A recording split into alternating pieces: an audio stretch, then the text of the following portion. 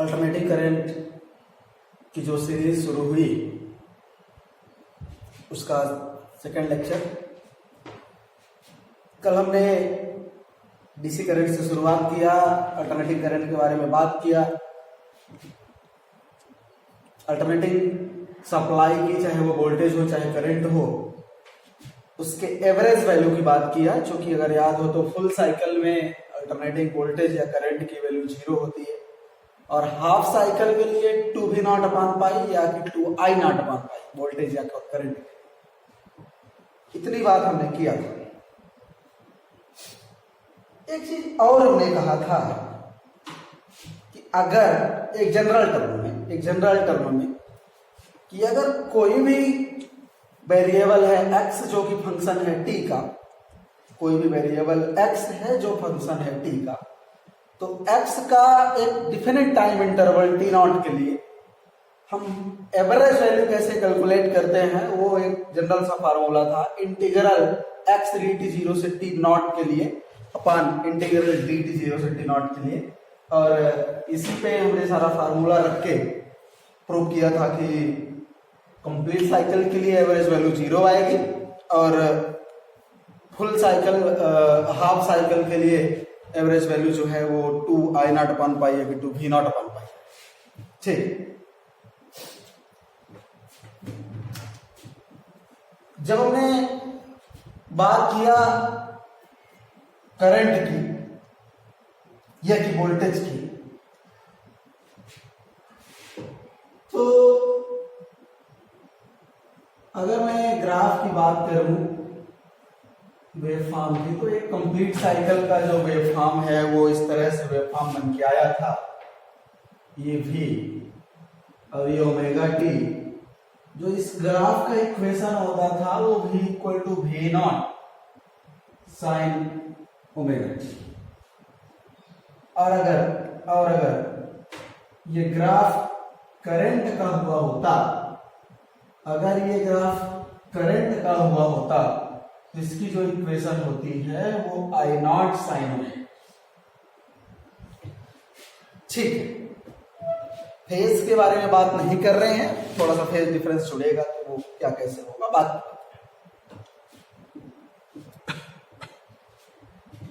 इस ग्राफ में ये वाला जो है वो पीक है, ये बात समझ में आती है, और ये है पीक वैल्यू, मैक्सिमम वैल्यू।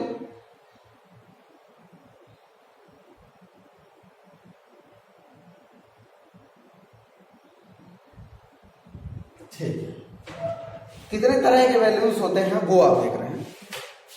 एक तो हो गई पीक वैल्यू, क्योंकि sine theta equal to omega t होता है जानते हैं। साइन थीटा का मैक्सिमम वैल्यू जब होगा तब इस चीज का मैक्सिमम वैल्यू होगा पूरे का। और साइन थीटा की मैक्सिमम वैल्यू 1, तो साइन ओमेगा टी के स्थान पे 1 रख दो तो बचेगा I0, वो मैक्सिमम वैल्यू I मैक्स। ठीक है, एक तो हो गई मैक्सिमम वैल्यू,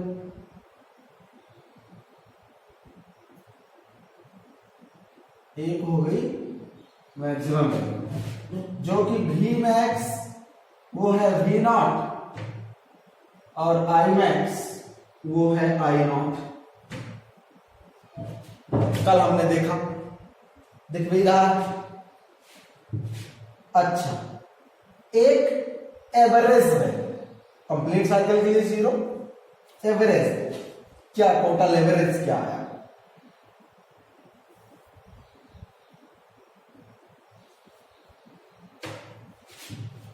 एक होती है एवरेज v एवरेज, इसको हमने कहा कि चाहे ऐसे लिख दो और चाहे v के ऊपर एक डंडा लगा दो, ये सब एक ही चीज है, ऐसे रिप्रेजेंट आप कर सकते हैं। वो कंप्लीट साइकिल के लिए 0,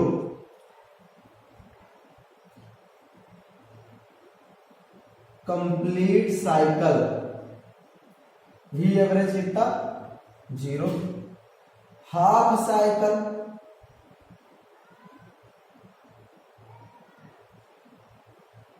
जो भी एवरेज होगा वो 2V0 अपॉन पाई, और आई एवरेज जो होगा वो 2I0 अपॉन पाई। ठीक है, यहाँ पे जो अगर हम आई एवरेज की बात करें तो वो भी कितना 0। ठीक है, आई एवरेज की बात करें तो वो भी कितना आएगा 0। ठीक, कंप्लीट साइकिल के लिए 0, हाफ साइकिल के लिए 0। दो तरह की वैल्यू, पीक वैल्यू और एवरेज। अगर आपको याद हो तो यहां से हमने जो प्रूव किया था कि एक कंप्लीट साइकिल के लिए 0 या कि हाफ साइकिल के लिए 2I0 अपॉन पाई, क्या हमने, याद करिएगा, I average equal to integration 0 से लेके complete cycle I d t upon integral d t 0 से लेके कंप्लीट साइकिल, यही किया था, यही किया था, याद आया। और आई के स्थान पे I0 sin ओमेगा की रख के हमने प्रूव किया था। ठीक है, ठीक है। एक चीज नॉर्मली कोई एवरेज तो ठीक है, एवरेज का नाम हम सब लोग सुने हैं, एक नए तरह का टर्म पिक्चर में भाग लिया। जैसे हमने यहां आई एवरेज निकाला ना, ऐसे जनरली एक ख्याल आया मन में कि आई स्क्वायर का आप एवरेज निकालो। किसका निकालो? आई स्क्वायर का एवरेज। अभी तक हम किसका एवरेज निकाल रहे थे? आई का एवरेज। अब क्या कह रहे थे? यहां से ट्विस्ट आता है, एक ट्विस्ट हम देख रहे हैं, समझिए इसे। हाँ, अभी तक दो ही वैल्यू होती ही है, नॉर्मली दो वैल्यू होती ही थी, एक पीक वैल्यू एक एवरेज। ये नया क्या है? अरे इसी से मिक्स करके एक इसी टाइप का कुछ है। क्या किया हमने? आई एवरेज निकाला। अभी तक 0 आया हाफ साइकिल के लिए, अगर टी देखा तो कंप्लीट साइकिल के लिए अगर टी देखा, हाफ साइकिल टी बाई 2 देखा, 2I0 पाई, ठीक था कल तक। अब हम सेम उसी मेथड से जैसे हम ये प्रूव किए थे, अब हम आई स्क्वायर पहले करेंगे, जो आएगा क्योंकि एवरेज तो हम किसी भी चीज से निकाल सकते हैं। तो हम क्या कह रहे हैं आपसे कि आप आई स्क्वायर का एवरेज निकालो। चलो निकालो, ठीक है, निकाल लिया। क्या किया? निकाल लिया। पहले स्क्वायर किया, फिर उसका एवरेज निकाला, और फाइनली जो आया उस पर अंडर रूट लगा दिया। 3 स्टेप, जो भी करंट दिखाया, वोल्टेज था, दो ही चीज तो है। दोनों में से किसी भी चीज के लिए, दोनों के लिए बात होती है। पहले हमने उसका स्क्वायर किया, फिर हमने उसका एवरेज निकाला, फिर हमने उसमें अंडर रूट लगा दिया। 3 step. Step first square, step second mean और एवरेज एक ही चीज है। Step third root. ओहो, रूट मीन स्क्वायर, एक नया टर्म, आरएमएस वैल्यू। जैसे एवरेज कोई फिक्स नहीं था, प्रैक्टिकली था, ये प्रैक्टिकली था। आरएमएस वैल्यू, जैसे ही हम आरएमएस वैल्यू, क्या है आरएमएस वैल्यू पता नहीं पड़ेगा, एक ही चीज जानिए, हीटिंग इफेक्ट के लिए यही जिम्मेदार है बस, और कुछ नहीं। हीटिंग इफेक्ट के लिए कौन जिम्मेदार है? RMS value. इससे ज्यादा इसका कोई सिग्निफिकेंस नहीं, केवल हीटिंग इफेक्ट। ये क्या ऐसा सपना आ गया? नहीं, प्रैक्टिकली ट्रू था। कैसे प्रैक्टिकली ट्रू था भाई, बताते हैं। फिलहाल आप इतना जान जाइए, आरएमएस वैल्यू कैसे निकाली जाती है, किसी दी हुई क्वांटिटी की आरएमएस वैल्यू कैसे। पहले उसका स्क्वायर करिए, फिर उसका एवरेज निकाल दीजिए, जो है फाइनली अंडर रूट लगा दीजिए, खत्म। आरएमएस वैल्यू मिलेगा। चाहे जितना बड़ा क्वेश्चन हो, क्वेश्चन आते ही रहते हैं, जी लेवल पे क्वेश्चन आरएमएस निकालने के लिए आ जाते हैं नॉर्मली। तो कैसे निकालेंगे याद है? पहले स्क्वायर करेंगे, फिर उसका एवरेज निकालेंगे, और फाइनली लास्ट में अंडर रूट लगाते हैं। ये RMS value, root mean square, यही तो है आरएमएस। ठीक है, मिलके क्या हुआ आरएमएस। तो आज का टॉपिक अपना आरएमएस ही है। पहले ये सब आप बकायदे लिख लेंगे, यहां से ये ट्विस्ट आता है आरएमएस वैल्यू कैसे होती है। ये RMS value RMS value, RMS किसी भी चीज का वोल्टेज या कि करंट का। एक्चुअल में जब हम, अच्छा पहले इसको लिखिए, पहले इसको लिखिए, नोट करिए इसको सब लोग।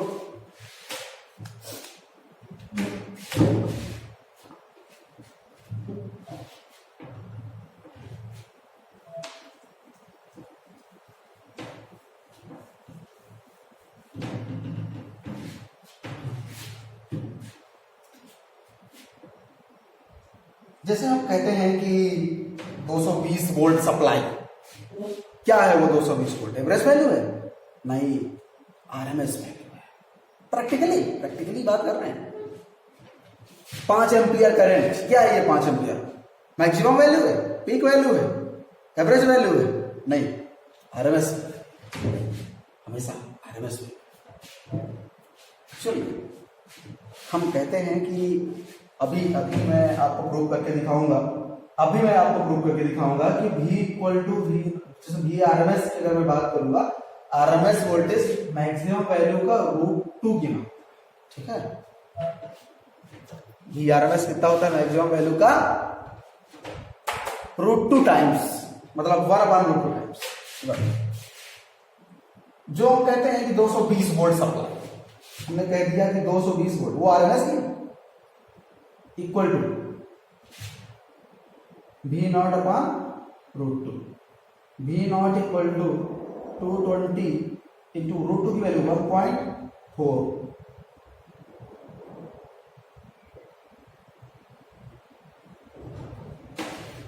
जो हम कहते हैं ना 220 वोल्ट की सप्लाई, वो एक्चुअल में 220 फिक्स नहीं होती, क्योंकि अल्टरनेट नेचर होता है उसका। बढ़ेगा तो कहां से बढ़ेगा, कहां शुरू होगा? पीक क्या है उसका? 318 वोल्ट। 318 वोल्ट, 220 वोल्ट की सप्लाई 318 वोल्ट तक बढ़ती है, घटती है, और 1 सेकेंड में 50 बार ऐसे होता है। क्योंकि इंडिया में जो फ्रीक्वेंसी है वो 50 हर्ट्ज है, 50 हर्ट्ज की सप्लाई देते हैं। और फ्रीक्वेंसी का मतलब क्या? कि 1 सेकेंड में कितनी कंप्लीट साइकिल पूरा हुआ, समझ रहे हैं? 1 सेकेंड में 50 बार, 50 का है 100 बार, क्योंकि एक बार ऊपर गया एक बार नीचे गया तब जाके पूरा हुआ। बात समझ रहे हैं? कितनी बार जीरो होता है? 100 बार। अगर आप ग्राफ भी देखें, एक साइकिल में कितनी बार जीरो हुआ? एक यहां जीरो हुआ, मतलब यहां से तो चला ही था, एक यहां हुआ, एक यहां हुआ, ठीक है। एक कंप्लीट साइकिल में कितनी बार जीरो हुआ? 2 बार। एक कंप्लीट साइकिल में कितनी बार जीरो हुआ? 2 बार। तो 1 सेकंड में कितनी बार कितनी साइकिल होता है? 50 साइकिल्स। इंडिया में बाहर 60 की सप्लाई देते हैं, मतलब अपने इंडिया में 1 सेकंड में 100 बार करंट या वोल्टेज जीरो होता है। ये जो बल्ब जलते हैं ना, 100 बार जीरो होते हैं, 100 बार बुझते हैं, बंद होते हैं, पर 100 बार 1 सेकंड में इतना तेज होता है ना कि हम देख नहीं पाते अपनी आंखों से उसकी सप्लाई, ठीक है। तो आरएमएस वैल्यू ही होता है ये जो 220 वोल्ट 240 वोल्ट जो सप्लाई है ना। आज के बाद आप ये मान लीजिए, अगर वो नाम दे के नहीं लिखा है कि इतना वोल्टेज क्या है ये, तो आप आरएमएस ही मान के चलेंगे, ठीक है। अगर ये नहीं देते कि एवरेज वैल्यू है कि क्या है कैसे है, आप उसको क्या मान के चलेंगे? आरएमएस वैल्यू, ठीक है। नॉर्मली दे दिया क्वेश्चन में 220 वोल्ट की सप्लाई दी जाती है। अब ऐसी में तो आपके मन में, अब अभी तक आरएमएस आप जानते ही नहीं थे, अभी तक तो आप केवल वोल्टेज जाने थे, इक्वल टू IR जानते थे, बस। आप क्या जाने एवरेज और क्या होता है, लेकिन अब तो आपको एवरेज भी पता है, आरएमएस भी पता है, अल्टरनेटिव सप्लाई में खासकर। तो क्या करोगे? कौन सा क्या रख दोगे, है ना। क्वेश्चन हमेशा आरएमएस पे सॉल्व होंगे, याद रखिए। कोई भी जनरल फार्मूला आरएमएस वैल्यू पे ही होता है, वो एवरेज पे नहीं होता। हुआ यूं कि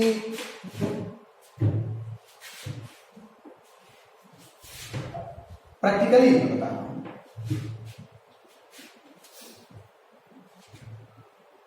जैसे मान लीजिए कि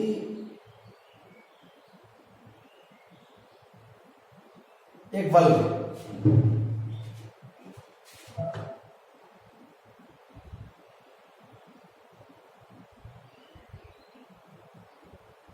एक बल्ब है, हमने इसमें सप्लाई दिया। मैं आपको एनर्जी के टर्म में बता रहा हूं कि मान लेते हैं 10 जूल एनर्जी दिया। कितना एनर्जी दिया? 10 जूल मान लेते हैं।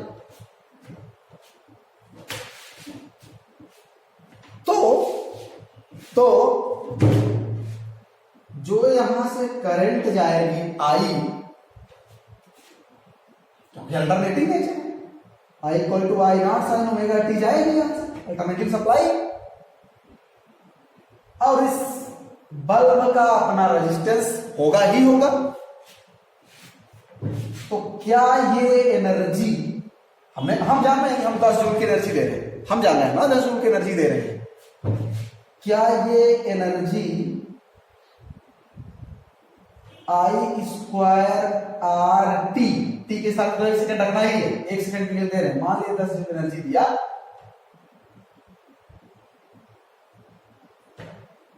T second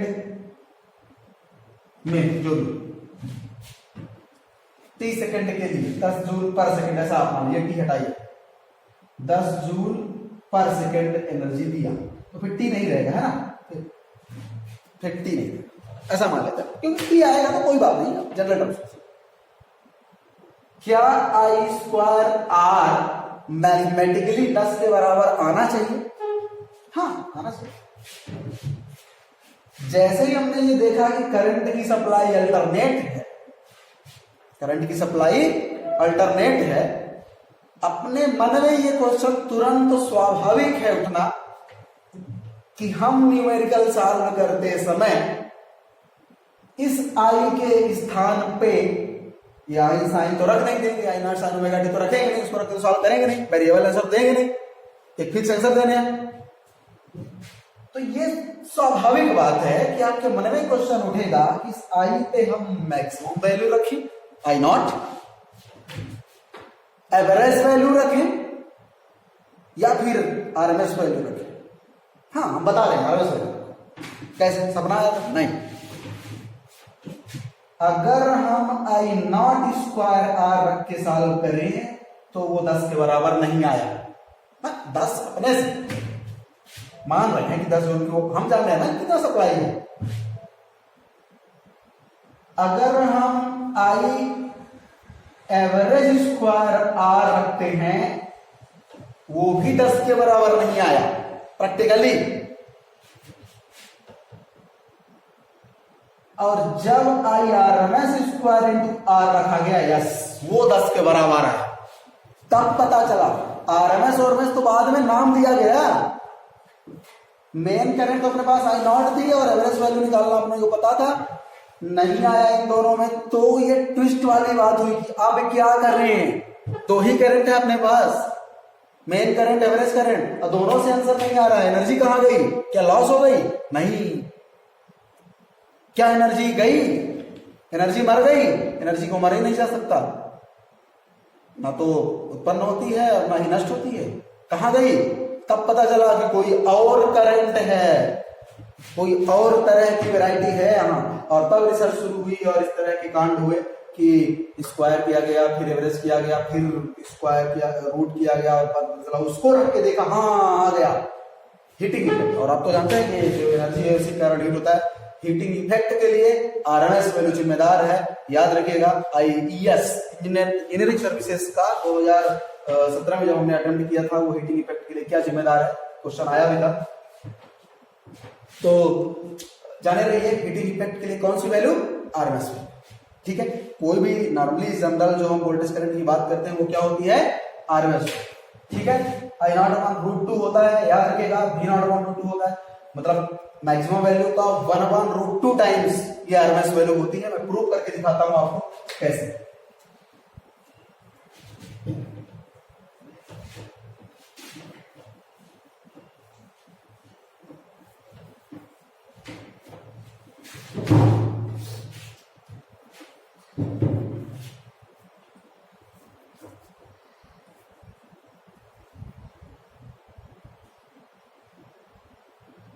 RMS value of alternating voltage equal to V0/√2 not. अब तो समझ आया V0 क्या है, मैक्सिमम वैल्यू है ना। RMS value of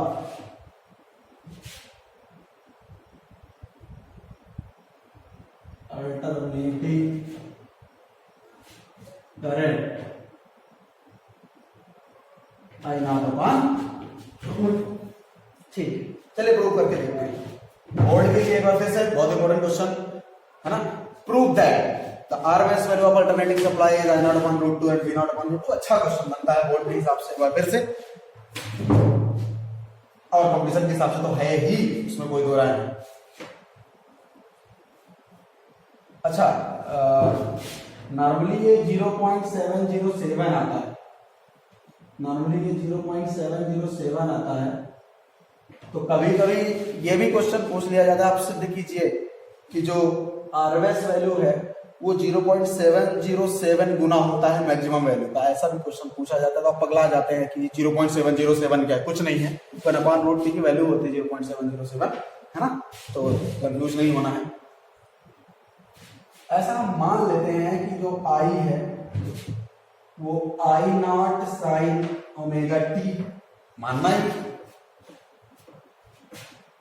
अब आरएमएस का स्टेप क्या होता है देखिएगा, किसी भी जनरल क्वेश्चन के लिए स्टेप फर्स्ट स्क्वायर, तो आई स्क्वायर किया तो कितना आया I0 स्क्वायर और साइन स्क्वायर ओमेगा टी। बोलो ठीक है, हाँ ठीक है। स्टेप सेकंड एवरेज, ठीक है। चलिए एवरेज निकालते हैं। कहां के लिए एवरेज? कंप्लीट साइकिल के लिए। हाँ, कंप्लीट साइकिल,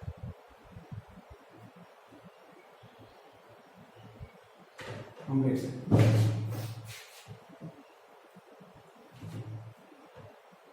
तो आई तक dt के रिस्पेक्ट में इंटीग्रेट और 0 से लेकर t तक ये dt का इंटीग्रेट, जो आएगा वो आएगा आई स्क्वायर का एवरेज। तो ठीक है, ऐसे ही निकालते हैं। कल वाले में क्लियर होगा।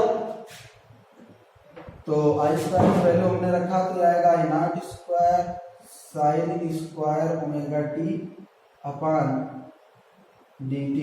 ये 0 से लेकर t तक, ये भी 0 से लेकर t तक, और ये dt। बोलो ठीक है, चलिए ठीक है, आगे आते हैं।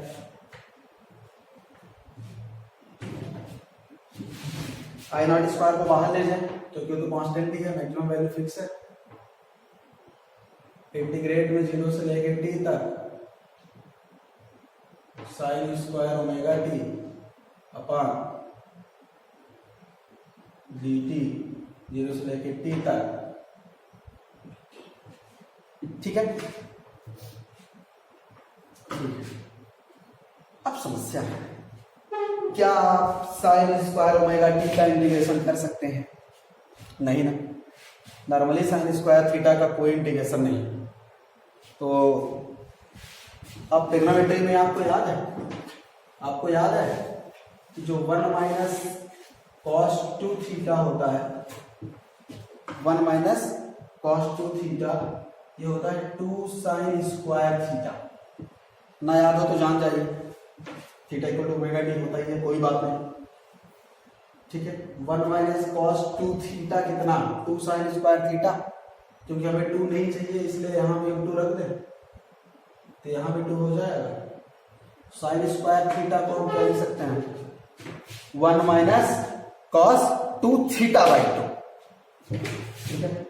तो इसलिए आई नॉट स्क्वायर 0 से लेके टी तक 1 minus cos 2 omega T upon 2, बोलो ठीक, हाँ ठीक,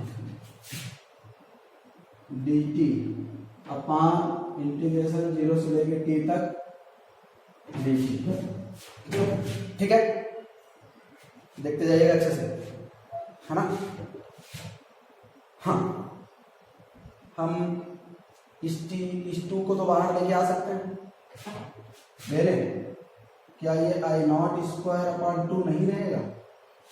ये चीज आपको नहीं भूलना है कि हम निकाल रहे हैं आई स्क्वायर का एवरेज। क्या निकाल रहे हैं, आई स्क्वायर का एवरेज। आई नॉट स्क्वायर था अपॉन का ये 2 भी हमने बाहर ले लिया, इंटीग्रेशन में इसका कोई योगदान नहीं। 1 का इंटीग्रेशन आएगा टी, 1 डी टी केवल t, minus cos theta, cos theta का इंटीग्रेशन साइन थीटा, तो जाएगा साइन ओमेगा टी, हो जाएगा sine 2 omega t, sorry sine 2 omega t और अपॉन 2 ओमेगा फिर से आना ही पड़ेगा, वेरिएबल को छोड़कर जो आएगा वो नीचे आता है, हाँ आता है। और इस पे आप लिमिट दोगे 0 से लेके टी तक अपान डी टी का इंटीग्रेशन टी, और इसमें भी लिमिट दोगे 0 से लेके टी, ठीक है।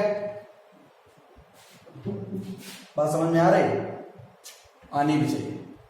चलिए अपर लिमिट लोअर लिमिट का खेल करें, करते हैं, यहां करते हैं, यहां करते हैं। आई स्क्वायर एवरेज अपर लिमिट, जहां जहां स्मॉल टी है वहां वहां कैपिटल टी,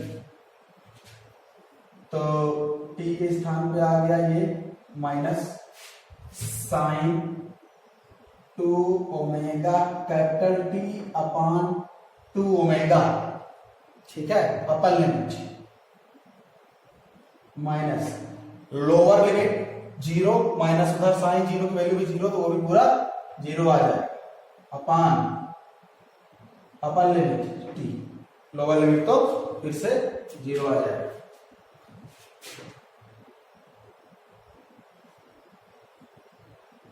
चलिए, अच्छा एक टर्म छोड़ रहा है, ये आई नॉट स्क्वायर अपॉन 2 छोड़ रहा है ना, आई नॉट स्क्वायर अपॉन 2 ये छूट रहा था, ये हम निकाल रहे हैं आई स्क्वायर एवरेज, निकाल क्या रहे हैं आई स्क्वायर एवरेज। तो आई नॉट स्क्वायर अपॉन 2, जहां जहां टी है वहां वहां क्या रख दें, जहां जहां टी है वहां वहां क्या रख दें, 2 पाई बाय ओमेगा, क्या रख दें 2 pi by omega, minus sine 2 omega, तो ठीक है, और इस टी के स्थान पे हम क्या रख रहे हैं 2 pi by omega upon 2 omega, ये ठीक है, अपान ये कितना आ जाएगा टी, देखिए रहिए ध्यान से, बहुत ध्यान से, स्टेप गलत ना करिएगा, ओमेगा ओमेगा कट गया। अच्छा ये टी के स्थान पे भी हम क्या रख दें 2 pi by omega, I square average I naught square upon 2 pi by omega, minus बचा साइन 4 पाई, कितना बचा sine 4 pi upon 2 omega upon 2 pi by omega. अब ध्यान से देखिएगा, ये वैल्यू हो जाएगी 0, क्यों, साइन n पाई का मान होता है 0, तो क्या बचा 2 pi by omega upon 2 pi by omega, ये होता है 0, 2 पाई बाय ओमेगा अपान 2 पाई, मतलब t अपान t कट के कितना हुआ 1, तो ये आई स्क्वायर एवरेज कितना मिला आई नॉट स्क्वायर अपान 2, ये हुआ स्टेप सेकंड, ये हुआ स्टेप सेकंड। ध्यान से देखिएगा, स्टेप सेकेंड ये वाला और ये वाला, ठीक है। एक्चुअल में मेन तो स्टेप सेकेंड ही है, स्क्वायर करने में क्या जाता है, फट से स्क्वायर कर दिया, लेकिन उसका एवरेज निकालने का जो एक कानूनन तरीका है वो ये है। अब क्या बचा, स्टेप थर्ड, पहले इसको नोट करिए, स्टेप थर्ड पे आते हैं, नोट करिए स्टेप थर्ड पे आते हैं। ये कंप्लीट साइकिल की बात है, इसी तरह आप हाफ साइकिल के लिए भी आरएमएस वैल्यू नोट कर सकते हैं, ठीक है।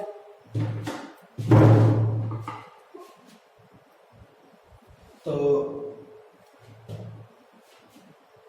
नोट करिए इसको, मैं बार बार कह रहा था कि ट्रिग्नोमेट्री और इंटीग्रेशन दो ही चीज का खेल है, अभी भी समय है, कमांड बनाइए इंटीग्रेशन पे।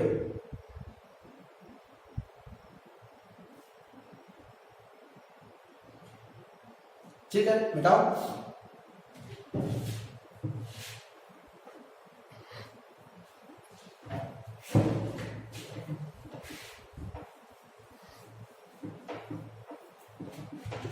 हाँ, स्टेप सेकंड पूरा हुआ। स्टेप थर्ड क्या करना है, रूट। स्टेप थर्ड क्या है, रूट। तो हम आई स्क्वायर एवरेज निकाल चुके हैं, आई स्क्वायर एवरेज निकाल चुके हैं, आई स्क्वायर एवरेज निकाल चुके हैं। कितना आया, आई नॉट स्क्वायर अपॉन 2। तो इसमें हम क्या करते हैं, taking root square, taking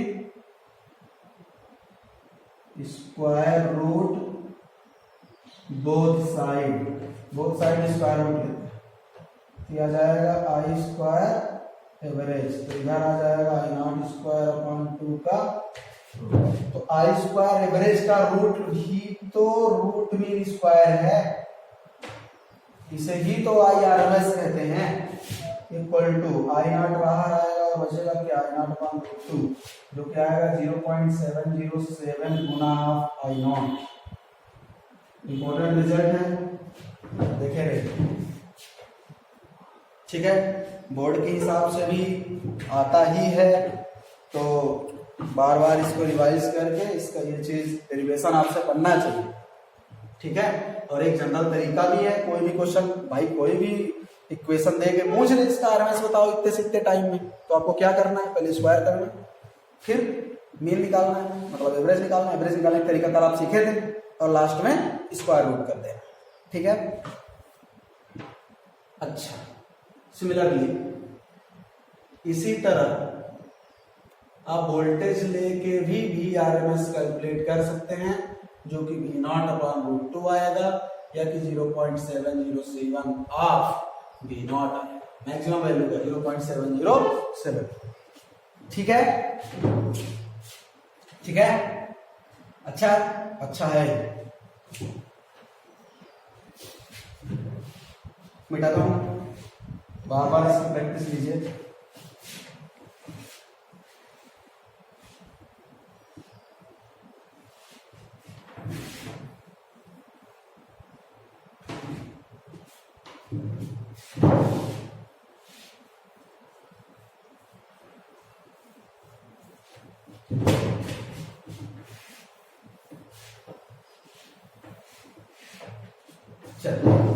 numericals का क्या अप्रोच होगा वो मैं बता देता हूँ, क्योंकि जब बहुत बड़े क्वेश्चंस होंगे और लंबे क्वेश्चंस होंगे तो वहां आपको दिक्कत होगी, ये पक्की बात।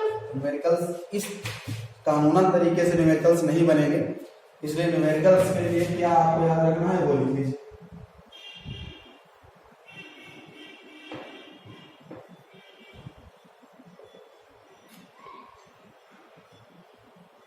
अच्छे से न्यूमेरिकल्स के लिए देख लीजिए। हाँ, वन साइकिल,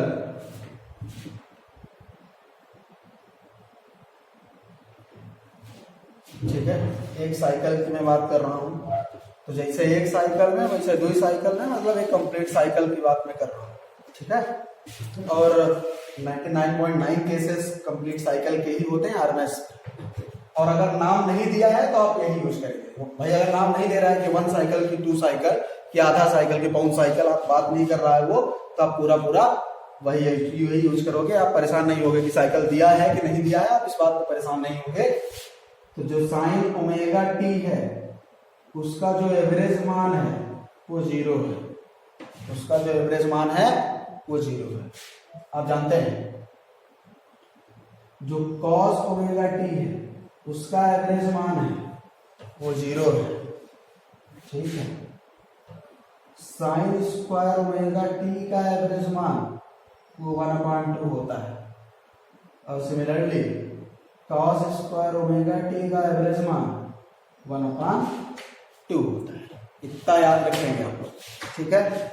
नॉर्मल वालों का एवरेज वैल्यू 0 और इसी का स्क्वायर अगर करो तो एवरेज वैल्यू 1/2, ठीक है।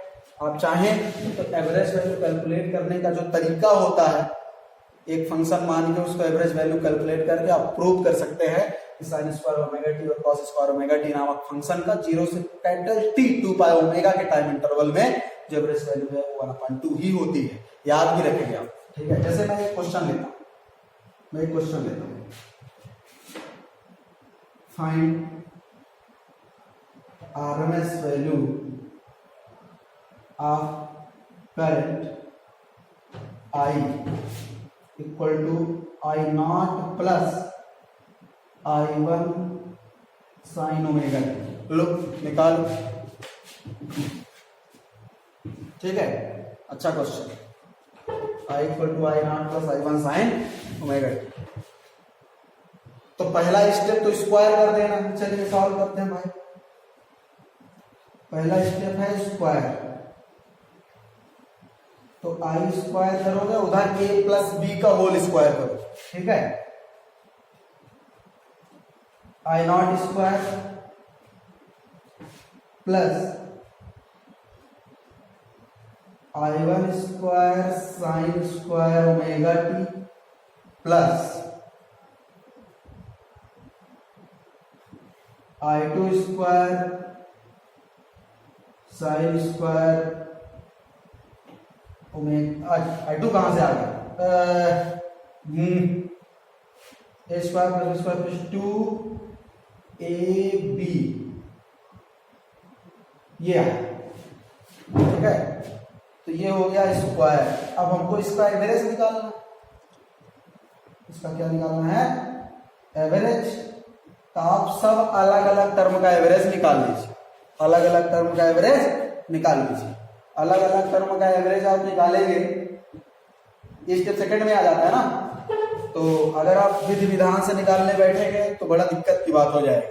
इसलिए आप केवल ये वाला याद रखें, I0 स्क्वायर तो रहेगा ही, I0 स्क्वायर का एवरेज यही रहेगा, प्लस I1 स्क्वायर रहेगा साइन स्क्वायर ओमेगा टी का average 1/2 plus 2I0 I1 sine omega T का एवरेज 0, साइन ओमेगा टी का एवरेज 0। समझ रहे हैं?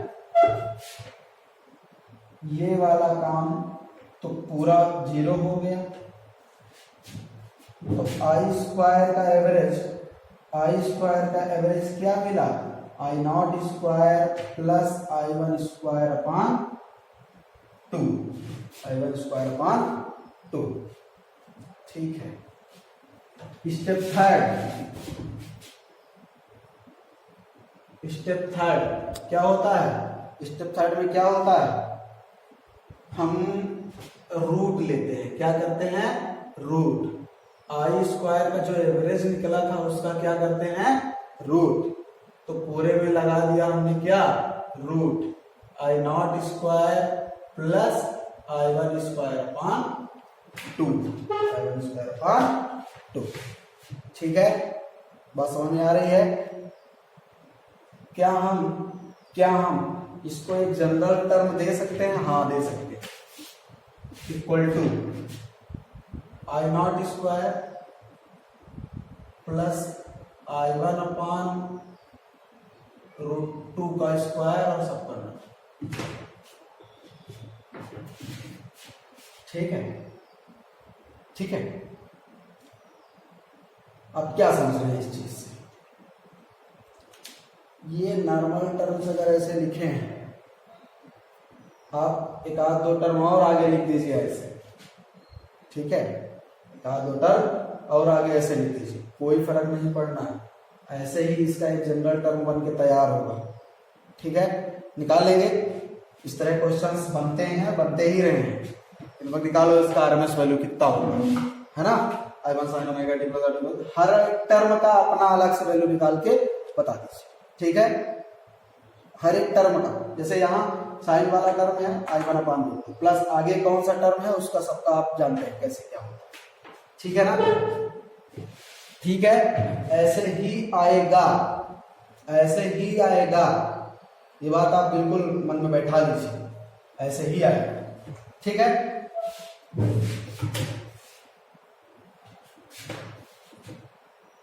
ठीक है, मिटाऊं,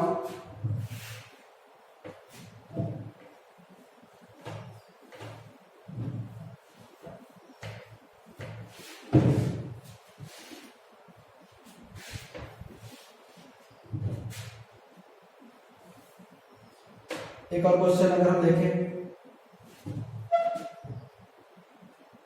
I equal to I1 sin omega t plus I2 cos omega t।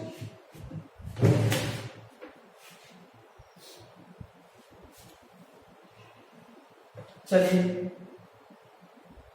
निकालते हैं। तो पहला टर्म को स्क्वायर करेंगे जल्दी जल्दी, स्टेप फर्स्ट स्क्वायर करेंगे आई स्क्वायर, तो a square I1 square sine square omega T plus b square I2 square cos square omega T plus 2ab 2I1 I2 sine omega T cos omega T, ठीक।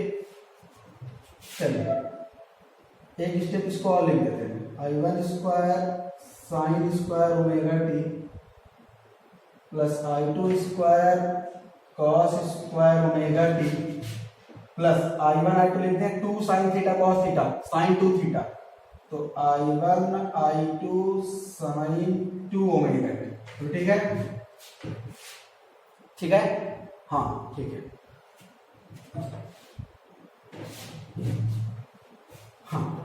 चलिए अब इसका average निकालते हैं, step second, आई square का average, तो I1 square रहेगा ही sign square omega T का एवरेज 1/2 प्लस I2 स्क्वायर रहेगा ही कॉस स्क्वायर ओमेगा टी का एवरेज 1/2 और साइन थीटा का एवरेज 0 हो जाता है, I1 I2 रहेगा ही 0, ये पूरा टर्म 0, ठीक है।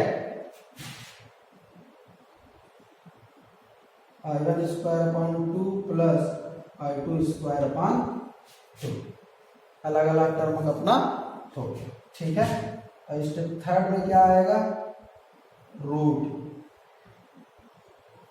तो आई स्क्वायर का जो एवरेज आया था उसका रूट आप निकालने जाएंगे, तो ये आएगा I1 square upon 2 plus I2 square upon 2। आप यकीन मानिए इसी तरह जितने भी टर्म आप I3 के साथ लिख लीजिए।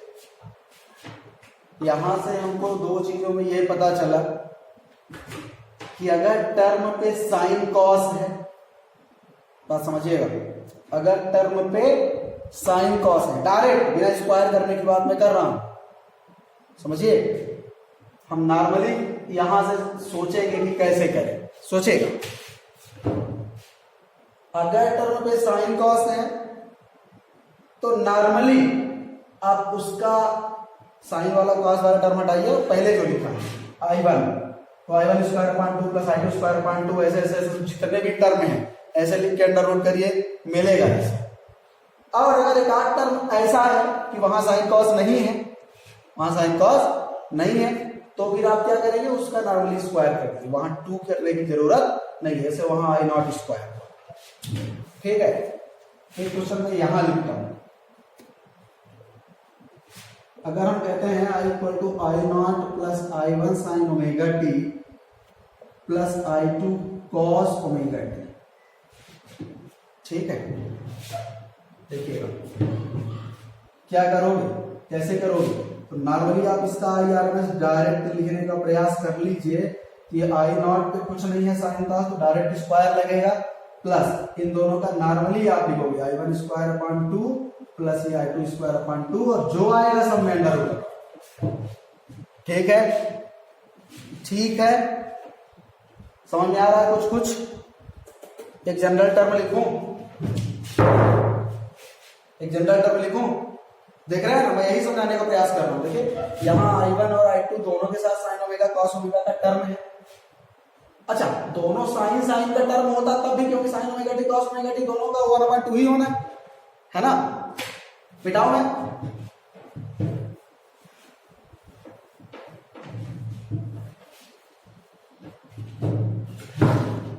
जैसे मैं क्वेश्चन अगर लिखूं I equal to I naught plus I1 sine omega T plus I2 sine omega T plus I3 cos omega t, इतना इतना हमने लिख दिया है ना। चलिए लिखते हैं इसका आरएमएस वैल्यू लिखते हैं, ध्यान समझिएगा। हमने मेन इक्वेशन पे अगर साइन कॉस का टर्म जिसमें नहीं है तो नॉर्मली इसका स्क्वायर कर दीजिए, और जिसपे है करें उसका भी स्क्वायर पर अपान 2 कर दें, करें उसका भी स्क्वायर पर अपान 2 कर दें, और लास्ट में सब में अंडर रूट लगा दें, खत्म। तरीका देख रहे हैं है ना? यकीन मानिए आप लिखते लिखते कम से कम आधा घंटा सॉल्व करेंगे, और ये तरीका देख रहे हैं इसका आप बड़े बड़ों से कहिए निकाल लें, कानूनन तरीके से आप निकालिए ना, पसीना छूट जाएगा उसका निकालते निकालते आरएमएस वैल्यू। एक general term, general term, general अगर I equal to I naught plus I1 square, sorry I1 sine omega T plus I2 sine omega T plus I3 sine omega T plus ऐसे ऐसे ऐसे होता जाए, जितने भी term आएंगे तो आपको क्या करना है, आई आरएमएस जब आप करोगे तो करोगे I naught square plus I1 square upon 2 plus I2 square upon 2 plus ऐसे ऐसे करके सबका, ठीक है, निकाल लोगे जनरल टर्म पे, है ना। गेट आईईएस से लेके हर एग्जाम में आरएमएस वैल्यू पूछा ही जाता है। ऐसे ही क्वेश्चन देखिए, अगर आप तो गेट में, मैं गेट की बात करूं, अगर गेट का सिलेबस में देखो ना, ऐसे ही RMS value signal and system एक अलग से सब्जेक्ट लगती है, उसमें भाटा है, यही आता ही है क्वेश्चन यहाँ से आरएमएस वैल्यू से, है ना। बहुत इंपॉर्टेंट चीज है, आरएमएस वैल्यू निकालते आना चाहिए।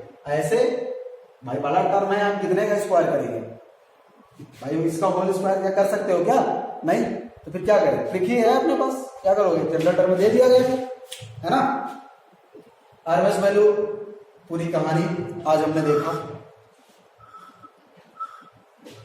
फेज का क्या सिस्टम है, फेज क्या है, क्या लीड है क्या लैग है, बहुत ज्यादा हम लीड और लैग सुनते हैं। फेज डिफरेंस वगैरह क्या कैसे टर्म आएंगे, कल से और मजेदार चीज शुरू होगा, क्योंकि जो बेसिक चीजें थी वो इस तरह हैं, तो जब मजेदार चीजें आएंगी तो क्या होंगी। कल से और इंटरेस्टिंग लेक्चर आएगा, आरएमएस वैल्यू और एवरेज वैल्यू का 2 अलग अलग लेक्चर इसीलिए दिया गया। दोनों लेक्चर्स को बार बार रिवाइज करिए और डेरिवेशंस जरूर सीखिए। इस चैप्टर के डेरिवेशन आपसे बनने चाहिए, क्योंकि क्वेश्चन यकीन मानिए चाहे जेई हो चाहे मेंस चाहे एडवांस, क्वेश्चन आसान बनते हैं अगर आपका कैलकुलेशन पे कमांड है तो। कल फिर आएंगे एक और बढ़िया लेक्चर के साथ, तब तक देखते रहिए, चैनल को सब्सक्राइब कीजिए, कमेंट जरूर किया करिए, शेयर कीजिए, अपने दोस्तों को बताइए। इसी तरह में धीरे धीरे हमें भी और इस चैनल को भी ऊपर तक ले जाना आप लोगों का ही कर्तव्य है। मैं तो अपना काम करना शुरू कर दिया हूं, अगर आप लोगों का भी सपोर्ट मिलेगा तो एक दिन हमारा चैनल भी और अपना नाम भी और अपनी इजी टू सक्सेस जो कि अब ऑसिलेटर बन चुकी है, ये भी एक बहुत अच्छे मुकाम पे जाएगी। उम्मीद करता हूं आप लोग करेंगे। लाइक कीजिए, सब्सक्राइब कीजिए, शेयर कीजिए। तब तक आनंद से रहिए। All the best.